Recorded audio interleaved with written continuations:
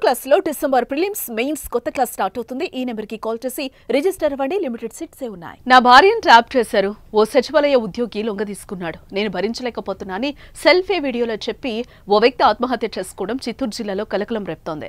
పెనుమూరు మండలం గుంటిపల్లి గ్రామానికి చెందిన మోహనాచారి ఆత్మహత్య చేసుకుని అందుకు కారణాలు సెల్ఫీ వీడియోలో వెల్లడించాడు. భార్య వివాహేతర సంబంధమే ఆయన చావుకు కారణంగా తెలుస్తోంది.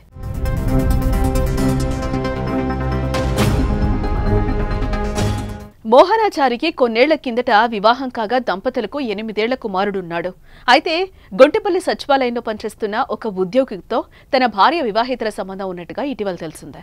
ఈ విషయంపై భార్య నిలదీగా అతడే కావాలని చెప్పడంతో రోజు ఇంట్లో గొడవలు జరిగేవే. ఈ నేపథ్యంలో ఆయన బలవన్మరణానికి పాల్పడ్డాడు. బాధ భరించలేక నేను చనిపోతున్నా, నా చావుకు కారణమైన వారిద్దరిని కఠినంగా శిక్షించండి అంటూ వీడియోలో చెప్పుకొచ్చాడు. ఆ ఉద్యోగితో పాటు తన భార్యను శిక్షించాలని, కుమారుణ్ణి కాపాడాలంటూ CM Chandrababu Naidu, deputy CM Pavan కళ్యాణ్లకు విజ్ఞప్తి చేశాడు. ఆదివారం అర్ధరాత్రి 2 గంటలకు వీడియోలో మాట్లాడి స్నేహితులకు ఆ వీడియోను పంపాడు. సోమవారం ఉదయం 6 గంటలకు గ్రామ సమీపంలోని క్వారీలో దూకాడు. క్వారీలో దూకే సమయంలో గమనించిన ఓ యువకుడు సమాచారం ఇవ్వగా తీవ్ర గాయాలతో ఉన్న మోహనాచారిని గ్రామస్తులు తిరుపతి రియా ఆసుపత్రికి తరలించారు. అక్కడ చికిత్స పొందుతూ సోమవారం మధ్యాహ్నం మరణించాడు. మీకు మీ భర్తకు మధ్య ఏమన్నా ఎప్పుడైనా గొడవలు జరిగిందా? ఇప్పుడు సార్ ఈ మధ్యలో గొడవ అయింది సార్. ఎన్ని రోజులు గొడవ పడతా ఉన్నారు? ఒక నెలగా అయింది సార్ గొడవ. ఒక నెలగా? ఎందుకోసం అని? పింఛన్ కోసం సార్ తో మాట్లాడుతాను అనుమానం వచ్చింది సార్.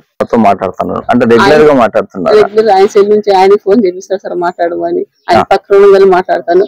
ఆయన కూడా పిలుచుకొస్తారు సచివాలయం కూడా. మీ భర్త కూడా పిలుచుకోమొస్తాడు సార్. నిన్న కూడా ఫోన్ చేసి మాట్లాడు పింఛన్ అడదాము పిలుచుకోమోతా అన్నాడు.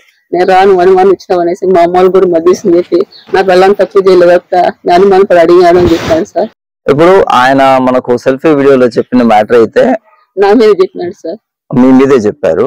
కాకపోతే మీ అదే అతని బామ్మర్ది భార్య కూడా ఈ విషయం తెలుసు అని మధ్య తెలుసు సార్. ఇలా చేసి అనుమానం వచ్చి అడిగాను మీ వదిలిని నాకు వెళ్ళని తప్పు చేయలేదు విద్య అని ఆ పాపకు కూడా చెప్పినాడు సార్. ఆ పాపకు కూడా ఏం తెలియదు సార్.